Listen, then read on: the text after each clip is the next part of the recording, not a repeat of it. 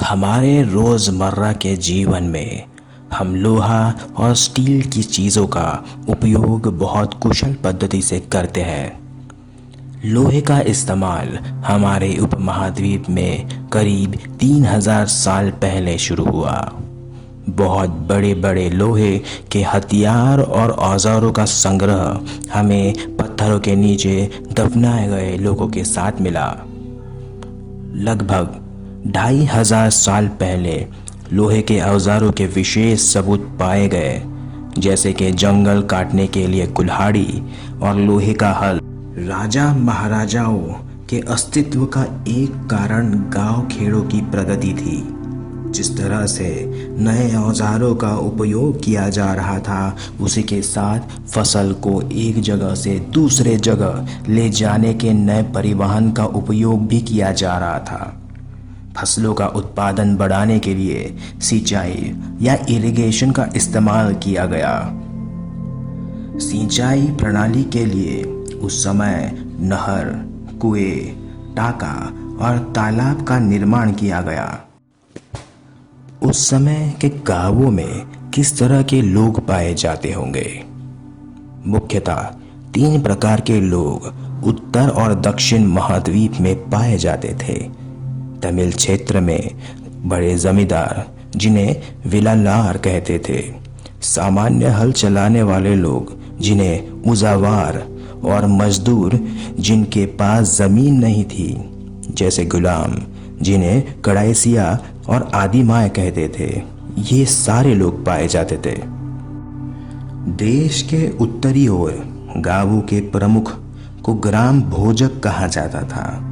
अक्सर एक ही परिवार के पुरुष पीढ़ी दर पीढ़ी ग्राम भोजक का पद संभालते थे। दूसरे शब्दों में कहे तो ग्राम भोजक का पद अनुवांशिक था। ग्राम भोजक के पास सबसे ज्यादा जमीन होती थी। जमीन को कसने के लिए गुलाम और मजदूरों को रखा जाता था।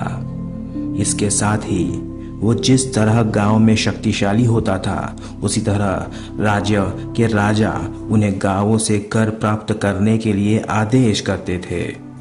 कुछ परिस्थितियों में वो न्यायाधीश और कोतवाल का भी काम करते थे। ग्राम भोजक के अलावा वहाँ विविध स्वतंत्र किसान थे, जिन्हें गृहपति कहा जाता था, और वे ग्राम भोजक के तुलना में छोटे जमींदार थे। और वहाँ ऐसे लोग थे जिनके पास जमीन नहीं थी, इसलिए उन्हें दूसरों के जमीन में मजदूरी का काम करना पड़ता था। उन्हें इसलिए कर्मकारा कहा जाता था। उस समय के जीवन जीने की पद्धति कैसी हो सकती होगी, हम वहां मिले शिलालेखों से पता कर सकते हैं। शिलालेखों पर शहर, गांव और जंगलों में बसे लोग कैसे अपना जीवन व्यतीत करते थे, ये दर्शाया जाता है। बहुत से शिलालेखों का बड़े बड़े स्तंभ और बड़ी इमारतों के दरवाजे को सजाने में इस्तेमाल होता था। ऐसे बहुत से शहर जो 2500 साल पहले उभरे, वो महाजनपद की राजधानी थे। बहुत से शहरों में आर्कियोलॉजिस्ट को चीनी मिट्टी के गोलाकार आकार के ढांचे मिले। इन्हें कुछ जगह शौचालय के रूप में तो कुछ जगह कूड़ा इकट्ठा करने के लिए इस्तेमाल किया जाता था। ये चीनी मिट्टी के ढांचे प्रत्येक घर में मौजूद थे। हमारे पास मुश्किल से उस समय के महल, बाजार और घरों के अवशेष है, क्योंकि शायद वह चीजें लकड़ी और मिट्टी की बनी होगी, इसलिए टिक नहीं पाई।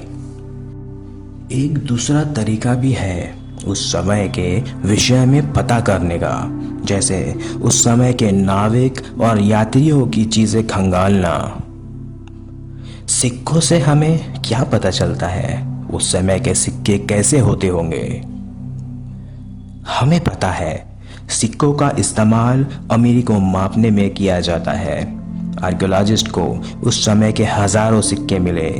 इनमें से कुछ सिक्के 500 साल तक उपयोग में रहे। ऐसे शहर जिनके बहुत से कार्य होते थे, जैसे मथुरा एक महत्वपूर्ण शहर था।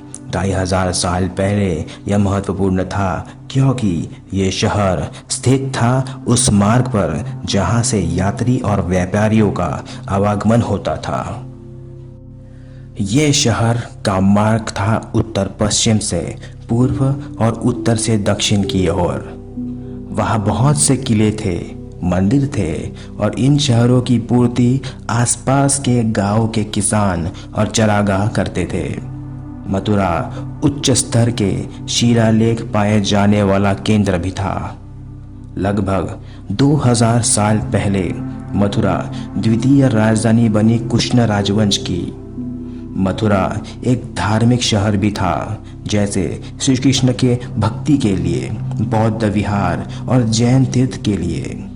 बहुत से शिलालेख मथुरा में पाए गए जो दर्शाते थे ऐसी वस्तुओं को जिन्हें उपहार स्वरूप विहार और तीर्थस्थल को दिया जाता था।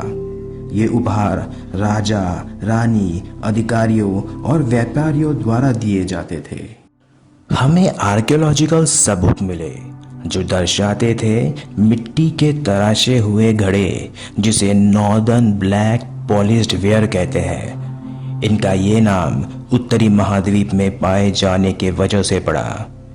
इन्हीं शिलालेखों से पता चला कि कपड़ों का उत्पादन बहुत महत्वपूर्ण था और उस समय वाराणसी के उत्तर में और मदुराई के दक्षिण में केंद्र था।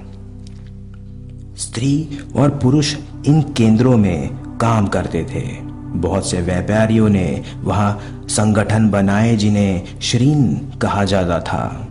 ये श्रेणी शिल्पकारों को कच्चा माल देते थे और साथ में ही वस्तुओं के वितरण में मदद करते थे। ये श्रेणी बैंक जैसे काम करती थी, जहाँ अमीर लोग अपने पैसे रखते थे।